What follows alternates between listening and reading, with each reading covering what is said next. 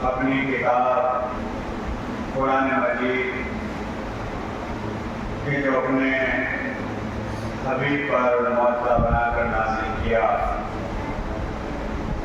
उस लाजवाब किताब, उस मुस्तहकम किताब कुरान मजीद में अहले बैत अलैहिस्सलाम की मोहब्बत और मवद्दत का मुतालबा किया जाता है। कुरान करीम वो अजीम नेमत है कि जो 1400 साल से आज तक और सुबह क़यामत तक जिसके ज़रिए से नस्ल इंसानी हिदायत पाते आ रहे हैं और हिदायत पाते रहेंगे। इसीलिए मौलाए कायनात हज़रत अली इब्न अबी तालिब अलैहिस्सलाम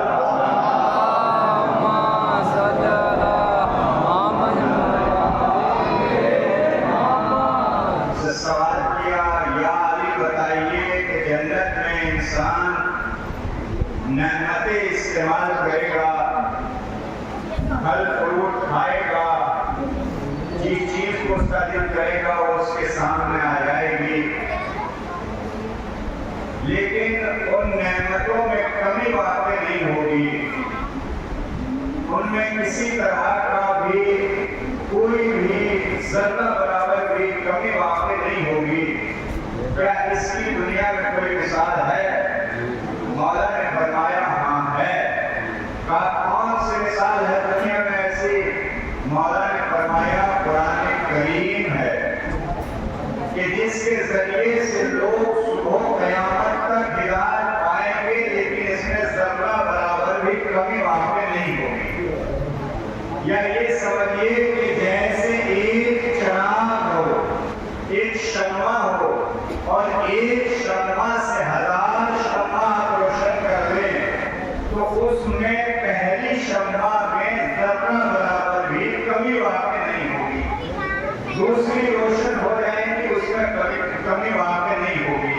वैसे ज़ाहिरी और मासूमीन ने ताकीद फरमाई है कि कुरान करीम की तालीम अपने बच्चों को ज़रूर देना चाहिए, और जो खुद कुरान करीम की तालीम से वाबस्ता नहीं है, भले ही उम्र रसीदा हो गए हों, अगर वो हासिल करना चाहे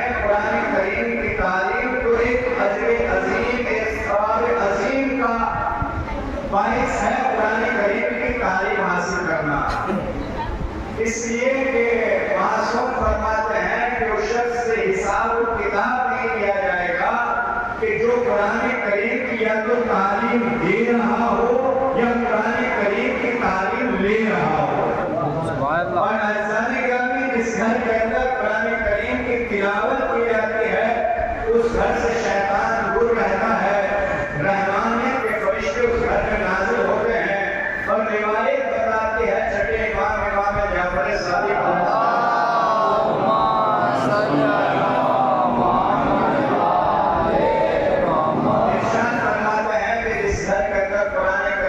तालीम होती हो, कुरान करीम की तिलावत होती हो, तो घर अहले आसमान के लिए जमीन पर वैसे चमकता है कि जैसे जमीन वालों के लिए आसमान पर सितारे चमकते हैं। लिहाजा कुरान करीम की तालीम खुद भी हासिल करना, और अगर खुद कोताही या जिंदगी की मसरूफियात में इंसान इतना बिजी हो गया तो कम अज कम अपने बच्चों को जो है कुरान करीम की तालीम देना जरूरी है। इसलिए कि अगर कुरान करीम की तालीम आपने अपने बच्चों को दे दी तो हो सकता है कि यही आपकी आखिरत संवर जाए, यही आपकी आखिरत संवरने का वसीला बन जाए। ईमान रसूल इस्लाम सल्लल्लाहु अलैहि वसल्लम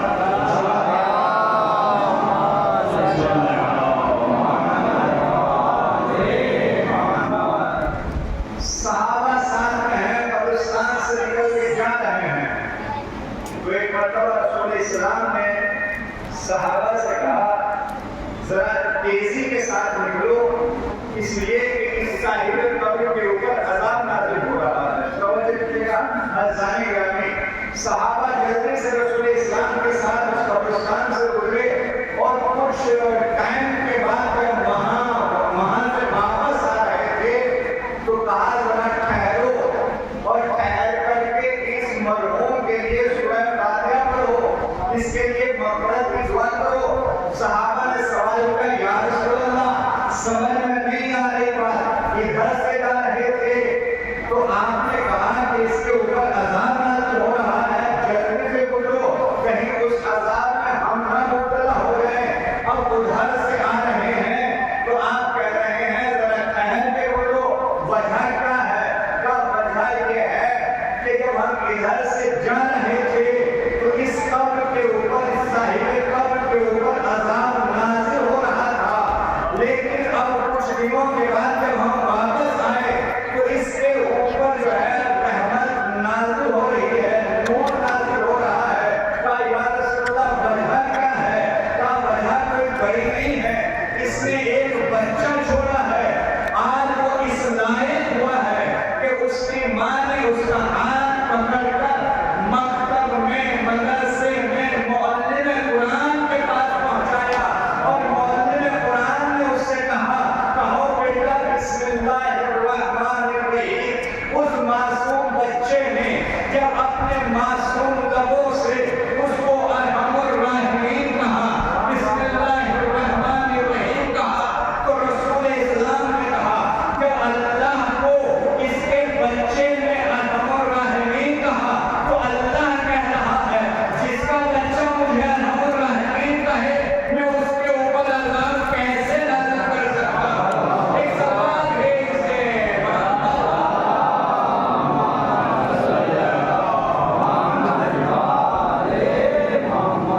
आप अंदाजा लें कि जिसकी एक बिस्मिल्लाह का सवाब इतना हो तो पूरी कुरान करीम की तिलावत का सवाब कितना होगा। अपने बच्चों को कुरान करीम और सूरह फातिहा की तालीम जरूर दें, इसलिए कि ऐसे ऐसे मौके भी हमने देखे हैं कि जहाँ पर बाकी दुनियावी तालीम तो आला से आला हासिल की है, इंजीनियर बन गए, डॉक्टर बन गए, बड़े ऑफिसर बन गए, लेकिन कुरान करीम से इतना जो है दूरी अख्तियार की कि जब बाप का इंतकाल हुआ तो बाहर दूसरी कंट्री से वापस तशरीफ लाए बाप के इंतकाल पर, जनाजे पर, और जब कब्र के अंदर बाप को उतार दिया गया और सबसे कहा आप हज़रात से गुजारिश है कि मरहूम के लिए सूरह फातिहा पढ़ दे, तो बेटे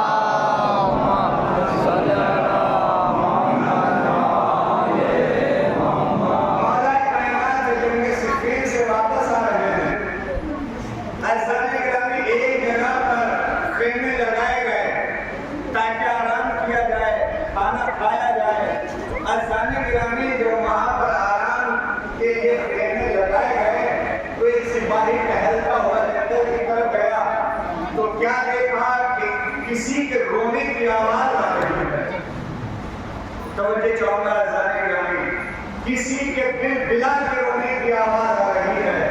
ये सिपाही उस आवाज की तरफ गया और जाकर देखा तो अजीबोगरीब मंजर देखा। एक ज़ईफ़ा नाकवा बूढ़ी औरत कि जिसके सामने जो है एक जवान का जनाजा रखा हुआ है और वो उस जवान के सामने बैठी हुई रो रही है। अज़ानी गिरामी ये मंजर देख करके सिपाही जाकर के मौलाए कायनात को खबर करता है।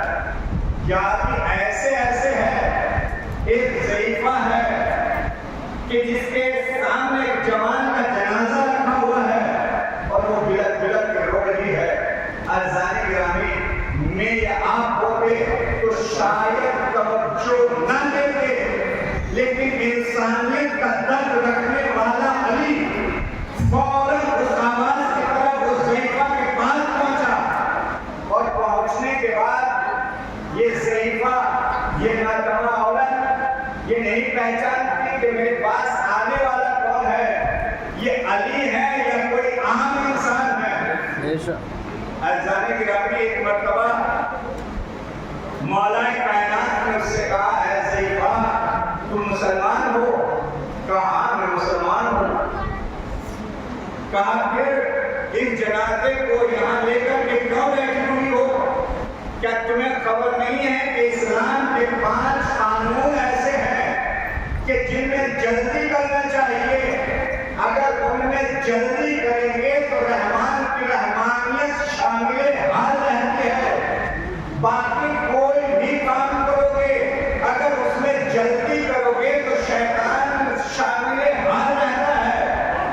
अज़ानी गिरामी एक मर्तबा ज़ईफ़ा कहती है, मुझे खबर नहीं है कौन से कानून है। क्या तुम्हें खबर नहीं है कि इस्लाम के 5 कानून ऐसे हैं कि जिनमें जल्दी करना चाहिए? पहला कानून ये है कि अगर मैयत हो जाए, मौत आ जाए तो जनाजे को दफनाने में जल्दी करना चाहिए।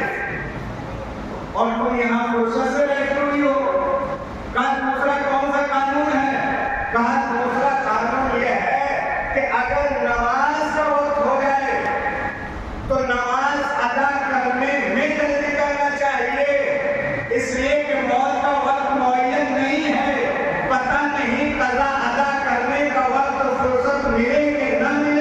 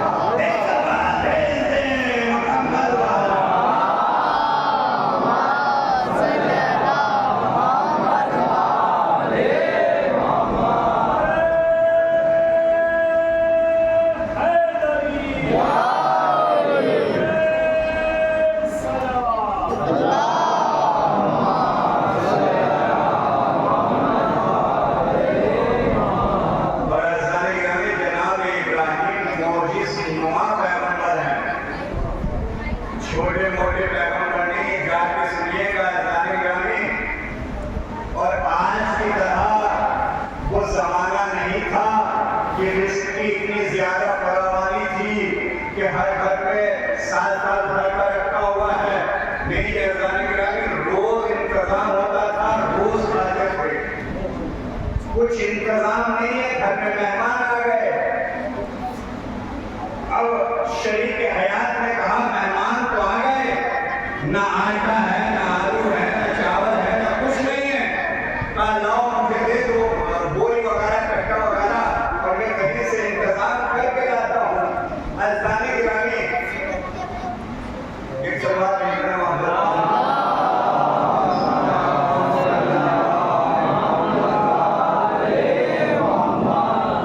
शायद एक जगह बैठ गए, इन्हें अलग अलग बैठा बच्चा लग रहा है। एक और सवाल लेना मामला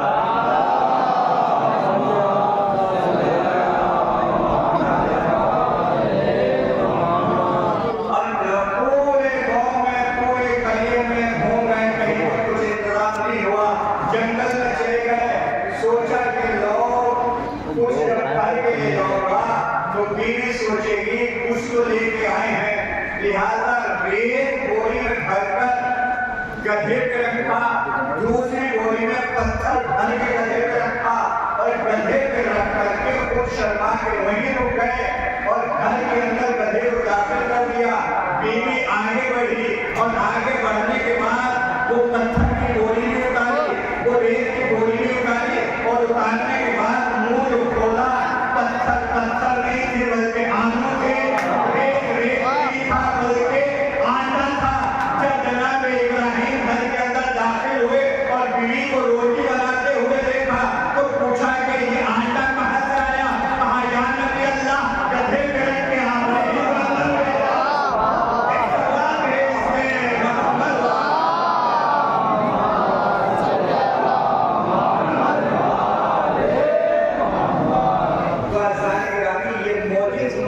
पैगंबर है जनाब इब्राहिम। बात वहां से चली गई मेहमान से कि जब मेहमान घर आ जाए तो उसको आफत नहीं समझना चाहिए, उसको रहमत समझना चाहिए। एक टाइम की रोटी से कमी नहीं होती है, एक कप चाय पिलाने से कमी नहीं वाक़ई होती है, बल्कि अल्लाह बरकत नाज़िल कर देता है। और बरकत बहुत बड़ा लफ्ज़ है। बहुत से इंसान हजार कमाइयां करते हैं लेकिन बरकत नहीं होती तो शिकवा शिकायत होता है, इतना कमाते हैं पता नहीं चलता जाता कहाँ है। और बहुतों की कमाइयां बहुत छोटी होती हैं, बहुत मुख्तसर होती है, लेकिन अल्लाह उनमें बरकतें नाज़िल करता है। जब उनसे पूछा जाता है भाई क्या हाल है, का लाख लाख शुक्र है, बहुत अच्छी जिंदगी में रही है।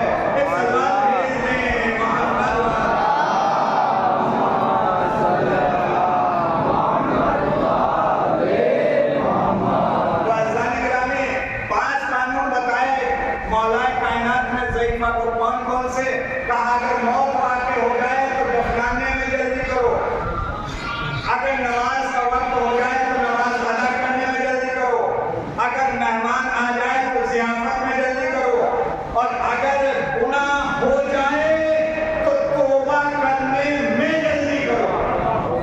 अज़ाने गिरामी ज़ईफ़ा पहचान तो है नहीं कि मेरे सामने गुफ्तगू करने वाला कौन है, तवज्जो चाहता हूं। अज़ाने गिरामी एक मर्तबा कहते हैं ठीक है इस्लाम के कानून है, लेकिन मैं जो हूँ इस बच्चे को, ये मेरी अकेली औलाद है, मैं इसको यहाँ तक नहीं करूंगी बल्कि मैं इसको कूफे लेके जाऊंगी और कूफे में मेरा अली रहता है, मैं उनसे गुजारिश करूंगी कि अली मेरा अकलौता बच्चा है, इसको जिंदा कर दीजिए।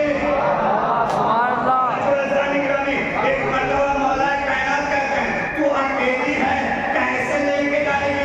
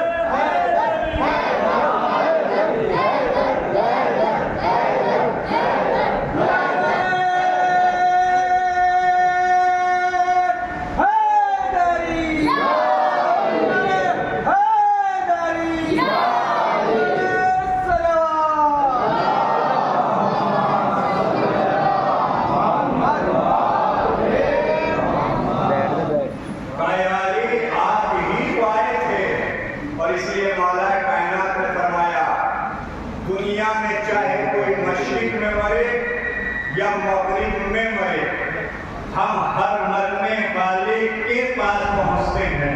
तो जो अज़ान गिरामी, लेकिन फर्क है कि जब मुनाफिक के पास पहुंचते हैं तो वो हाथ मलता है कि काश दुनिया में अली को मान लिया होता, और जब मोमिन के पास पहुंचते हैं तो मोमिन खुश होता है, परवरदिगारा तेरा शुक्र है अली को मान के आए, अली की मदद के लिए आए। एक सवाल भेज दे मोहम्मद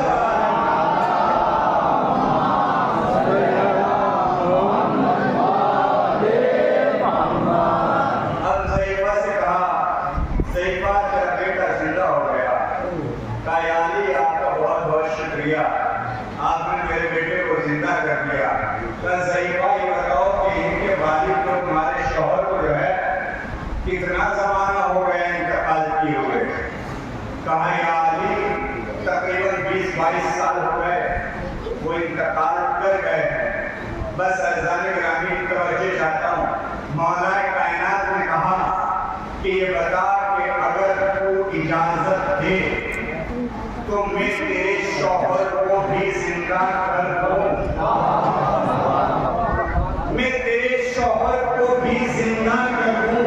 बस अज़ान गिरामी ज़ईफ़ा कहती है या अली मुझे जरूरत नहीं, इसलिए कि मैं अब ज़ईफ़ा हो गई, मैं अब बूढ़ी हो गई, और जब उनका इंतकाल हुआ था वो जवान थे, लिहाजा आज अगर उनको जिंदा किया जाएगा तो वो जवान होंगे, मैं बूढ़ी होंगी, लिहाजा मेल नहीं खाएगा। अज़ान गिरामी मौला कायनात ने कहा ऐ ज़ईफ़ुल अक़ीदा, ऐ ज़ईफ़ुल ईमान, ये तो सोच जो 20 साल पहले मुर्दे को जिंदा कर सकता है, क्या वो तेरी जवानी को वापस नहीं ला सकता? एक सवाल भेज दे मोहम्मद वाले।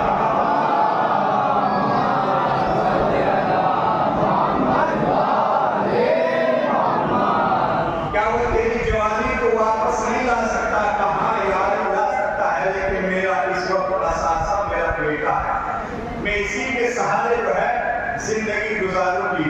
अज़ान गिरामी जब जनाब इब्राहिम की बात आ गई तो जनाब इब्राहिम ने सुबह क़यामत तक आने वाले मोमिनीन के हक में दुआ की है। कब दुआ की है, कैसे दुआ की है, किस वक्त दुआ की है?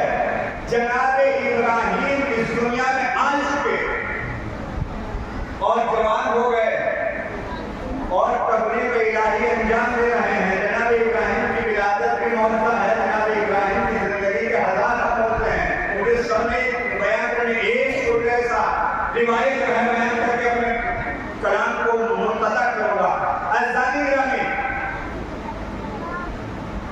जनाब इब्राहिम जंगल से गुजर रहे हैं, जा रहे हैं जंगल की तरफ से, देखा एक शख्स बहुत लगन के साथ नमाज अदा कर रहा है, बहुत ही महू है नमाज के अंदर, बहुत ही खुशो खुशू है नमाज के अंदर। अज़ान गिरामी जनाब इब्राहिम ने जब उसकी नमाज का इतना खुशो खुशू देखा तो बैठ गए, ठहर गए, रुक गए कि देखें इससे गुफ्तगू करेंगे, इससे बात करेंगे कि किसकी नमाज पढ़ता है। अज़ान गिरामी जनाब इब्राहिम रुक गए। जब वो नमाज पढ़ चुका तो एक मरतबा जनाब इब्राहिम ने कहा भाई आप बहुत अच्छी नमाज पढ़ रहे थे, मैं तो अल्लाह का शुक्र अदा कर रहा हूँ कि परवरदिगार तेरा शुक्र है कि इस धरती पर आज भी ऐसा कोई बंदा है कि जो तुझे इतने खुशो खुशू से याद कर रहा है। दिल चाहता है कि मैं आपसे दोस्ती कर लूँ, मैं आपसे भाईचारा कायम कर लूँ। आप बताइए आपका मकान कहाँ है, ताकि जब मेरा दिल चाहे मैं आपसे मुलाकात करने के लिए आ जाऊँ। जनाब इब्राहिम ने कहा मेरा मकान जिस जगह पे है वहाँ पे आप, जनाब इब्राहिम से आप कहता है मेरा मकान जिस जगह पे है वहाँ पे आप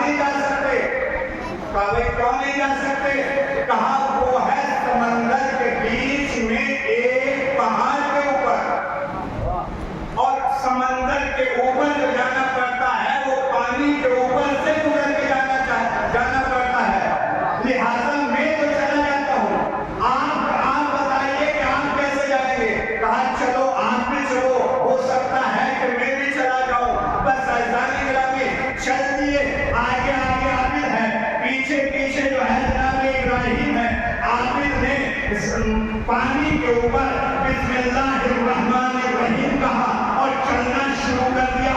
उसके पीछे पीछे जनाब इब्राहिम ने भी बिस्मिल्लाहिर्रहमानिर्रहीम कहा और पानी के ऊपर चलना शुरू कर दिया। उसने मुड़ के देखा, जैसे मैं चल रहा हूँ वैसे ये चल रहे हैं। एक मरतबा पूछा, मैंने तो बिस्मिल्लाह पढ़ी, आपने क्या पढ़ा? कहा जो आपने पढ़ा वही मैंने भी पढ़ा। कहा आपने भी बिस्मिल्लाह पढ़ी? कहा मैंने भी बिस्मिल्लाह पढ़ी। अज़ाने गिरामी अंदाजा ले लिया। बिस्मिल्लाह की बरकत ये है कि एक नबी को नहीं बल्कि एक आम इंसान को पानी अपनी सतह पे जगह दे देता है। आपने मकान में पहुंचे और मकान में पहुंचने के बाद ये भी नहीं पहचानता कि मेरे साथ आने वाला मेहमान कौन है, ये नबी खुदा है या एक आम इंसान है। अज़ाने गिरामी जब मकान में पहुंच गए, पहुंचने के बाद इनसे सवाल किया, इनसे भाई इस सुनसान मकान में तुम क्या करते हो? कहा मैं तो सिर्फ अल्लाह की इबादत करता हूँ। कहा तुम्हारा खाना पीना कहाँ से चलता है? एक दरख्त की तरफ इशारा किया। कहा ये दरख्त है कि मैं इसके फल खा के अपनी जिंदगी गुजारता हूँ। कहा ठीक है।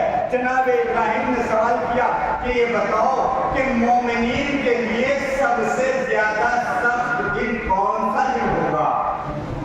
तो वो कहता है कि मोमिनीन के लिए सबसे ज्यादा सख्त कयामत का दिन होगा। जनाब इब्राहिम ने कहा कि आओ फिर मोमिनीन के हक में अल्लाह से दुआ करते हैं, परवरदिगारा उस दिन को मोमिनीन के लिए आसान कर दे। बस अल्लाह ने जनाब वो आगे कहता है मैं दुआ नहीं करूंगा। कहा कौन दुआ नहीं करोगे? कहा एक दुआ 3 साल से मांग रहा हूँ, आज तक कबूल नहीं हुई, तो दूसरी दुआ मांगते हुए शर्म आती है। कहा तो कौन सी दुआ है कि जो आज तक 3 साल हो गए मांग रहे हो, आज तक पूरी नहीं हुई? कहा मैं एक दुआ ये मांग रहा हूँ कि मैंने सुना है कि अल्लाह का खलील जनाब इब्राहिम इस दुनिया में आ गए हैं, इस दुनिया में जिंदगी गुजार रहे हैं। मैं दुआ करता हूँ परवरदिगारा मुझे इब्राहिम से मुलाकात करा दे। जनाब इब्राहिम ने बगलगीर होकर कहा अल्लाह ने तेरी दुआ को कबूल कर लिया। एक तलवार भेज दे मोहम्मद।